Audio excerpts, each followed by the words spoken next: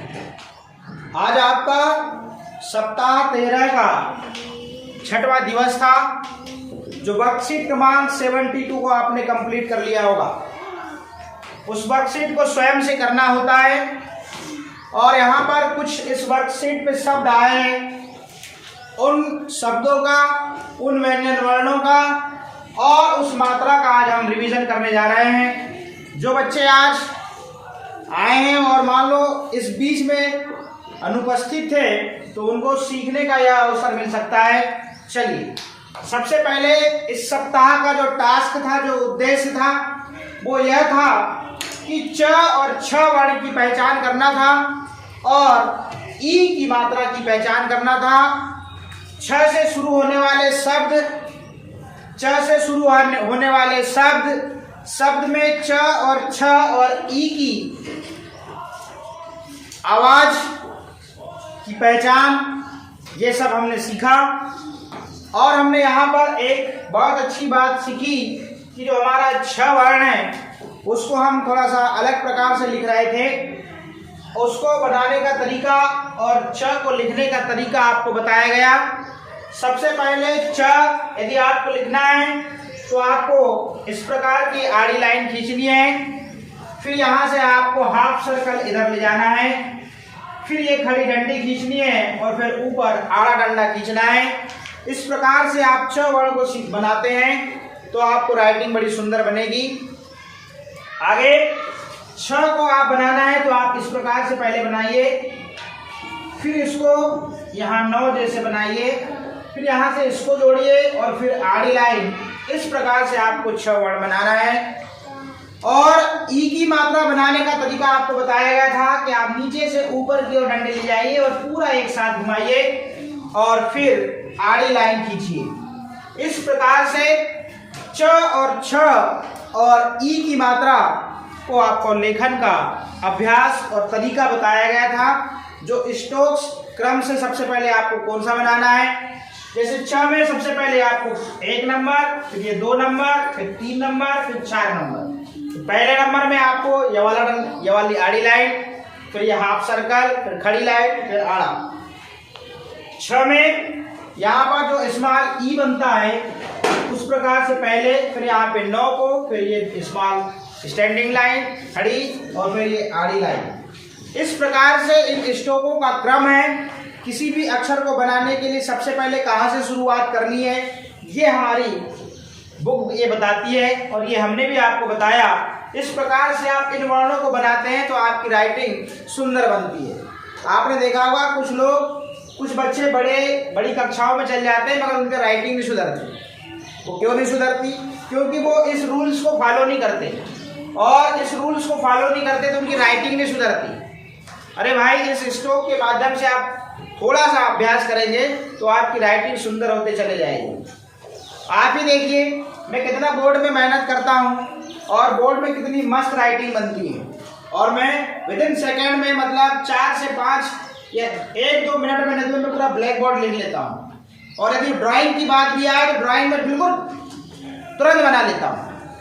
ये आप देखते होंगे। ये ऐसा हो पाता है क्योंकि मैं लेखन का काम ब्लैक बोर्ड में करता हूँ, अभ्यास करता हूँ आपके सामने। तो बिना ब्लैक बोर्ड में लिखे, ग्रीन बोर्ड में लिखे, क्या मेरी राइटिंग सुधर जाएगी? आप देखते हो कितनी अच्छी राइटिंग दिख रही है, आपका देखने का भी मन करता होगा। आपके सामने मैंने अभी ही लिखा है। तो यहाँ पर हमको 2 वर्ण की पहचान करना था, च और छ की, और ये ई की मात्रा है। इन्हीं से संबंधित यहाँ पर कुछ शब्द लिए गए हैं। अभी मैंने देखा आपको अभ्यास करवाया उच्चारण का, तो समस्या जा रही थी किसी को आ की मात्रा में, उधर वो पता लगे का और क में ई की मात्रा लगी है तो काई पढ़ रही थी।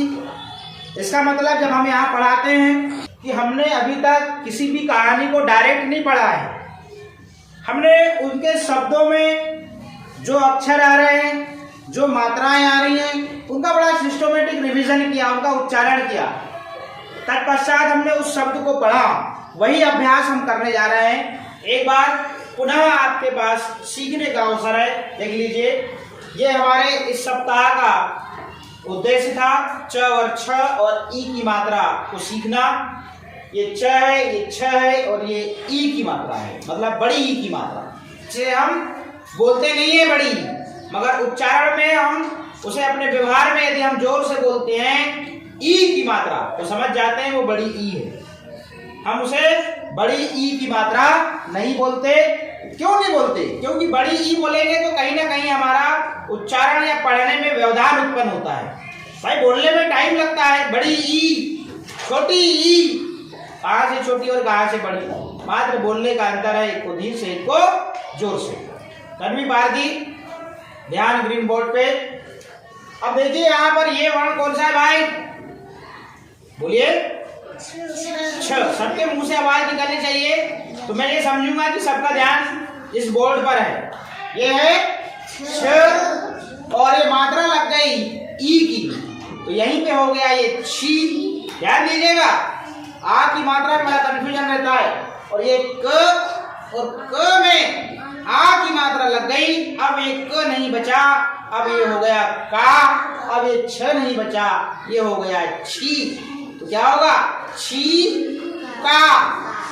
अगला जो व्यंजन वर्ण है वो है च और ये भी छ है।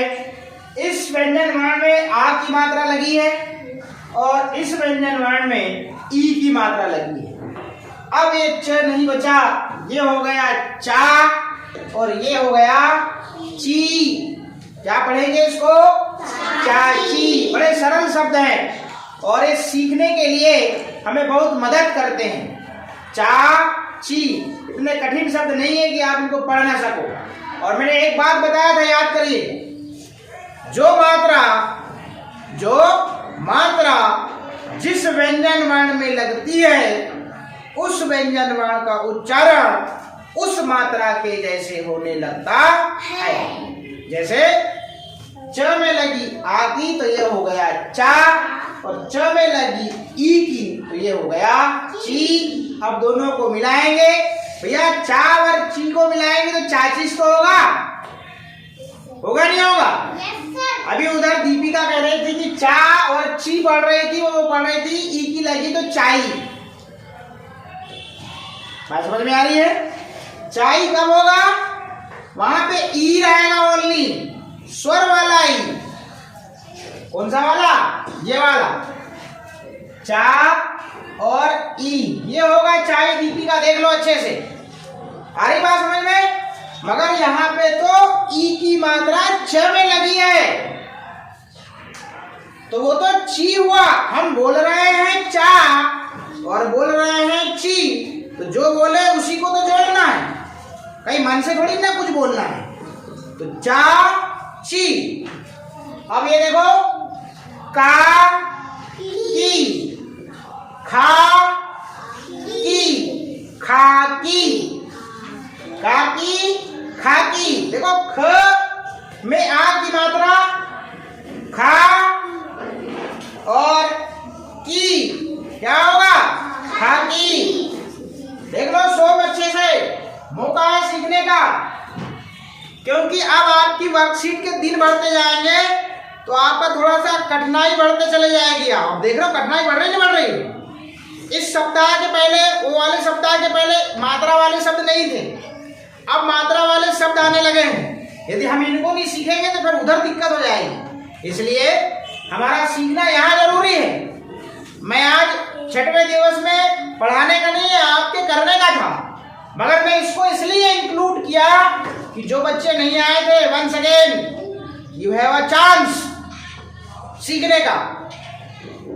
तो च में ई की मात्रा ची और एक ख, चीख, ची और ख, चीख, चीख। यही समस्या है। कीच, कीच, जा, ची। देखिए अब आपको पता हो गया है कि ये चा है। अब आपको ऐसा बोलने की जरूरत नहीं है, च में आ की मात्रा बोलने की जरूरत नहीं। अब सब सिर्फ डायरेक्ट पढ़ेगा। ये आपका शुरुआती दौर है, जब आपको पता नहीं हो, जो शब्द कठिन लगे, तब आपको वहां पर हिज्जे करना है। इसको कहते हैं हिज्जा करके पढ़ना। क्या बोलते हैं? हिज्जे करके पढ़ना बोलते हैं। हिज्जा कब किया जाता है?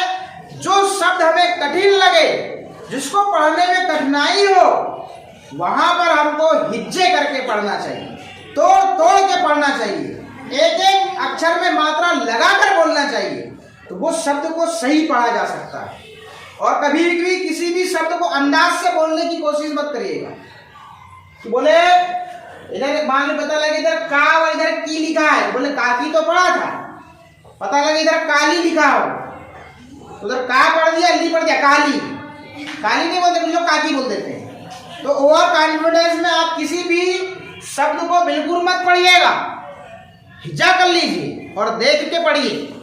जातस काकी, काकी 2 बार लिखा हुआ है, देखिए का और की।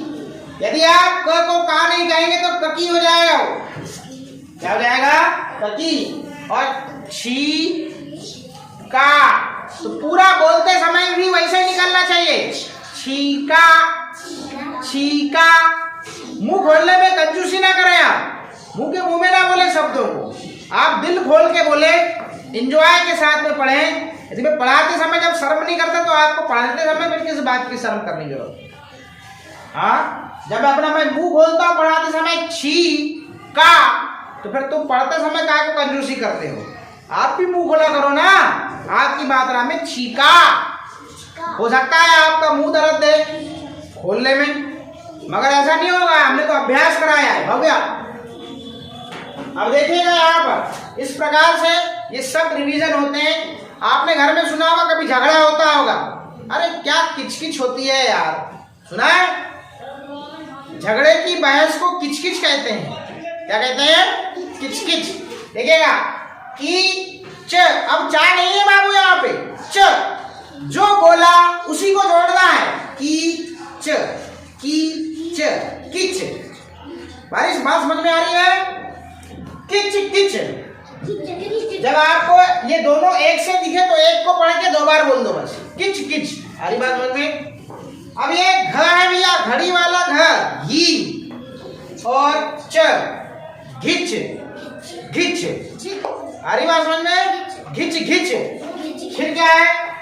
चिक चिक चिक चिक चिक। चिड़ियों की आवाज आती है चिक चिक, चूहे की भी आती है चिक चिक। सारी बात समझ में? चिक चिक और खी खी। इस प्रकार अभी मैंने देखा, एक गलती और देखा, अभी मैंने ये शब्द पढ़वा रहा था किच, तो इसको कुछ लोग पढ़ रहे थे खींच। अभी यहीं पे, अरे भैया सुन लीजिए, ये वाला क है और ख तो जे है। यदि ख में ई लगेगी तो खी होगा और क में ई लगेगी तो की होगा। जब खींच लिखा है तो उसको खींच पढ़ने की क्या जरूरत है? ऐसा तो नहीं है कि आपको सीधे डायरेक्ट मात्रा बता रहे हैं, स्वर नहीं सिखाया, व्यंजन वर्ण नहीं सिखाए और डायरेक्ट मात्रा और डायरेक्ट शब्द पढ़ा दिए। अरे बड़े अच्छे से सिस्टम चल रहा है FLN का। पहले स्वर, वो भी एक दिन नहीं 2-2 दिन चलते हैं स्वर, फिर व्यंजन, फिर मात्राएं आ रही हैं। इस बीच में यदि आप नहीं आ रहे हैं, यदि आपको नहीं बन रहा है तो वो समझ लीजिए आपकी अनुपस्थिति का कारण है वो, वरना 1 घंटा बड़े अच्छे से FLN हिंदी की वर्कशीट एक्सप्लेन होती है और फिर आपको आफ्टर टेक भरना होता है। तो ये 6वां दिवस था, इसलिए रिवीजन किया मैंने च और छ और ये ई की मात्रा आज के इस 6वें दिवस में। अब कल से 14 सप्ताह का प्रथम दिवस आएगा और कौन से नए व्यंजन बनाते हैं हमको कल देखने को मिलेंगे। अब मैं नीचे वहां पर श्रुत लेखन लिखा हुआ है, तो श्रुत लेखन में शब्द लिखिए